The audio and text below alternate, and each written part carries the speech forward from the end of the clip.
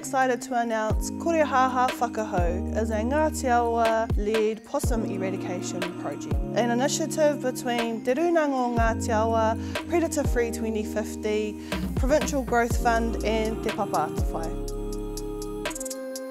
It's exciting for Te Papa Whai because we get to see a different way of how things can be delivered, but we still get to contribute. It helps to support a change in the way that we operate with treaty partners. While there's a focus on building capability and capacity of Ngāti Awa people, it actually helps Crown organisations like Te Papa Whai to understand that you can be a part of something, but we don't need to lead it. And actually being a true partner is to step back and see how iwi can thrive and we can tautoko that.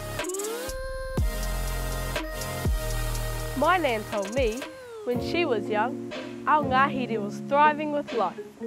I hope to see it like that again, and I want my mokus to see it too. Well, Ngāti Awa's proposal was incredibly impressive in the fact that they'd spent a lot of time in the detail in regards to how they were going to go about the removal in this situation of possums out of their project area. They're bringing new thoughts and approaches to how we're going to do their eradication and the measures in regards to the bounce back of the biodiversity in their project area. Korehāhā Whakahau is an opportunity to create employment for Ngāti Awa people, building a workforce founded in kaitakitanga, resulting in improved social, environmental and cultural outcomes. I am excited because there's an opportunity where I can get into a role of becoming the next kaitiaki to take care of our people and our whenua.